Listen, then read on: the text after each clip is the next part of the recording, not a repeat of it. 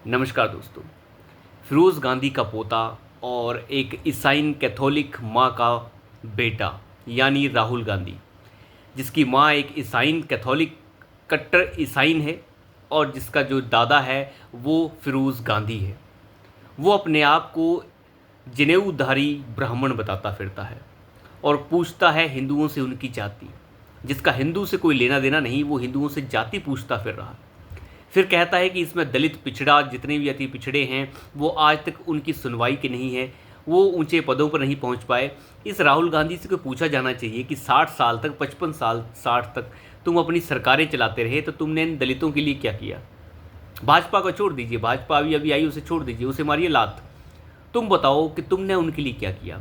मंडल commission आयोग, आपको याद ही होगा कि मंडल आयोग की जो रिपोर्ट थी उसे इन्होंने लागू करने से कितनी बड़ी कोताही बरती। इंदिरा गांधी ने कभी भी मंडल कमीशन की रिपोर्ट को लागू नहीं होने दिया। क्यों नहीं लागू होने दिया? लागू होने देते, वो तो दलितों पिछड़ों के लिए बड़ी लाभदायक थी। आपने तो कभी नहीं होने दी। तो फिर तुम 60 साल तक दलितों पिछड़ों और अति पिछड़ों के लिए क्या कर रहे थे? आज ये एक पारसी बाप का बेटा और साथ ही साथ एक ईसाई कैथोलिक माँ का बेटा ये हिंदुओं से पूछ रहा है कि तुम्हारी जाति कौन सी है, तुम मुझे बताओ तुम्हारी कौन सी जाति है। और जब संसद के अंदर राहुल गांधी से उसकी जाति पूछी जाती है तब ये जो है बिलबिलाने लग जाते हैं।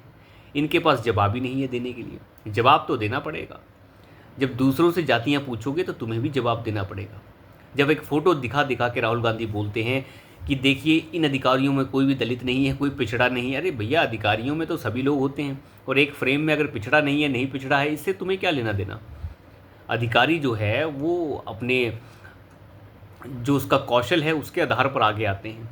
अब क्या ऐसा समझ लेना चाहिए कि जब दलित और पिछड़े बजट बनाएंगे और सारे अधिकारी दलित और पिछड़े ही होंगे वो बेहतरीन बजट होगा? क्या राहुल गांधी ये कहना चाहते हैं कि स्वर्ण लोग अगर बजट बनाने में शामिल हैं तो वो बजट गलत होगा? ये है क्या राहुल गांधी का कहने का मतलब? मुझे तो यही लगता है कि राहुल गांधी का कहने का मतलब ये है कि पिछड़े अति पिछड़े और फलाना और दूसरे जो हैं अगर वो बजट बनाएंगे तो वो बजट बेहतर होगा। कुल मिला के राहुल गांधी जो है वो फूट डालना चाहते हैं हिंदू समाज के अंदर, क्योंकि हिंदुत्व से इस इंसान का कोई लेना देना नहीं है। कई दिनों से ये कमल को बदनाम कर रहा है, कई चीज़ों को हिंदुत्व जितने भी हिंदू जो साइंस है उनको ये बदनाम कर रहा है, अभय मुद्रा को बदनाम कर रहा है। क्या इसने किसी इस्लाम के बात को बदनाम करने की कोशिश की? इसे पता है सर तन से जुदा हो जाएगा, वो ये काम कभी नहीं करेगा। पता है जो सहनशीलता से सुन लेते हैं उन्हीं को जो है बार बार बदनाम किया जाना चाहिए। शिव की जो मूर्ति है उसे बार बार दिखाकर उसकी जो मुद्राएं हैं उन्हें बदनाम कर करके जानबूझकर कभी शिव को लोटस से कंपेयर कर देता है, कभी लोटस को हिंसा से कंपेयर कर देता है। इसके सिर पैर कोई बात नहीं है, किसी भी बात का सिर पैर दिखता ही नहीं। और राहुल गांधी से जब उसकी जाति पूछी जा रही है कि तुम कौन सी जात के हो तो बिलबिलाने लगते हैं। ये बिलबिलाते हुए कीड़े जो हैं अपने बिलों से बाहर निकल चुके हैं, क्योंकि तेज़ाब इनके बिल में डाल दिया गया है। अब इन्हें समझ नहीं आ रहा है कि ये क्या करें। बिलबिलाते हुए कीड़ों में से एक कीड़ा पवन खेड़ा जो राष्ट्रीय प्रवक्ता है कांग्रेस पार्टी का, वो निकलकर सामने आता है और कहता है कि राजीव गांधी शहीद हुए थे भारत देश के लिए और उनकी जाति शहादत है। अब इन्हें जाति शहादत लगने लग गई। अब अंदाज़ा लगा के देखिए, कुछ दिन पहले जो ये कह रहे थे कौन दलित है कौन पिछड़ा है, तुम बताओ तुम्हारी जाति क्या है, तुम बताओ तुम्हारी जाति क्या है, तुम अधिकारी तुम्हारी जात क्या है, वो इंसान कह रहे हैं कि राजीव गांधी की जाति तो शहादत थी। जो सैनिकों से उनकी जाति पूछ रहे थे तब इन्हें शहादत की जाति याद नहीं आ रही थी। ये इस तरीके के जलील और कमीन लोग हैं, ये अपने हिसाब से मामले को पलट लेते हैं।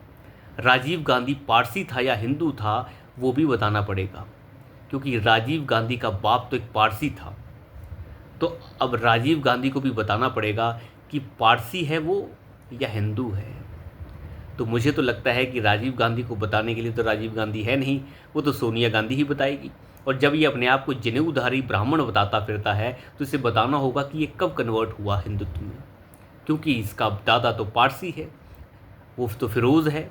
अगर वो फिरोज़ है तो इसका जो बाप है वो भी पारसी हो जाएगा। और इसकी माँ ईसाइन है, कट्टर ईसाइन कैथोलिक ईसाइन है। अब अगर वो ईसाइन है तो ये कौन सा है, इसे भी बताना होगा। और मुझे लगता है मरहूम फिरोज़ गांधी के पोते में बिलबिलाहट सामने दिख रही है। इन लोगों को जो है इसी तरीके के तमाचों से समझाया जा सकता है। ये जाति के बवंडर में इस देश को फंसा देना चाहते, आंकड़ों पे बात कभी नहीं करेंगे।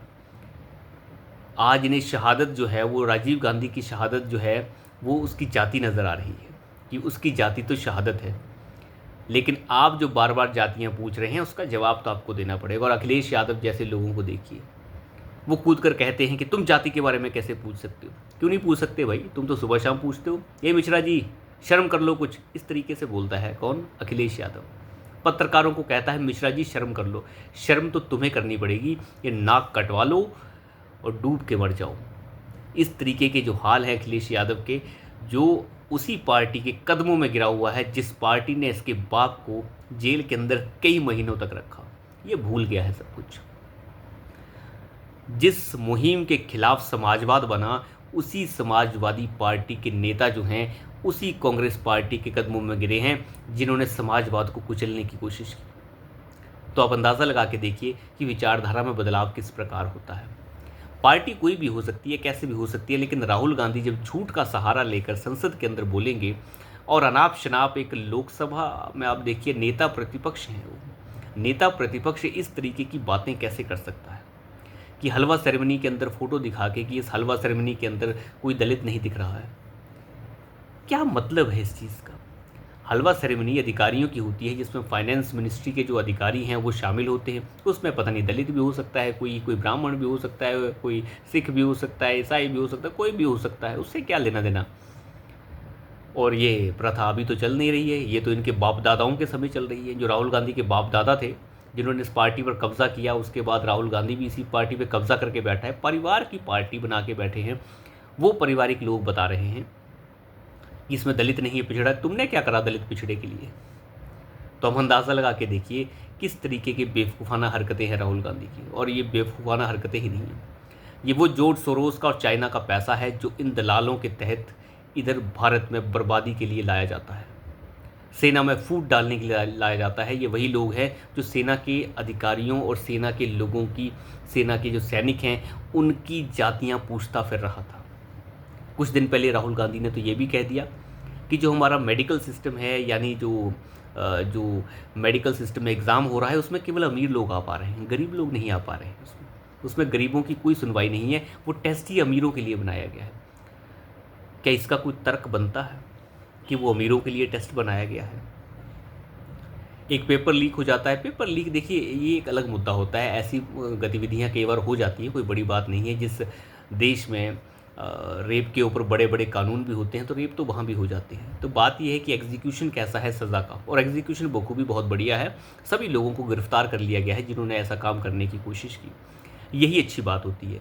सड़क पर बहुत सारे कानून बनाए जाते हैं लेकिन हादसे फिर भी होते हैं। आपको बार बार कहा जाता है कि हेलमेट पहनिए, लेकिन आप फिर भी नहीं पहनते और एक्सीडेंट होता है। लेकिन इसका मतलब ये नहीं है कि कानून बना दिया तो उसके ऊपर जो है वो गलत काम नहीं हो सकता। गलत काम करने वाले करते हैं, लेकिन उनको पकड़ा जाना वो ज़्यादा ज़रूरी है, उनको सज़ा दिलाना सबसे ज़्यादा ज़रूरी है। तो मुद्दा यहाँ पे आता है कि पेपर लीक होता है, पेपर लीक के ऊपर ड्रामा किया जाता है। पेपर लीक इतने भयानक होते रहे हैं भारत के अंदर कि जिस समय हम एग्ज़ाम दिया करते थे, टीचर एग्ज़ाम लिख दिया करता था, किताबें उड़ उड़ कर जाया करती थी। लेकिन राहुल गांधी ये भूल जाते हैं कि बोल क्या रहे हैं। उन्होंने पूरे मेडिकल सिस्टम से लेके पूरे एजुकेशन सिस्टम और पूरे टेस्टिंग सिस्टम जो है, जो टेस्ट कंडक्ट करता है, उसको ही रबिश कह दिया।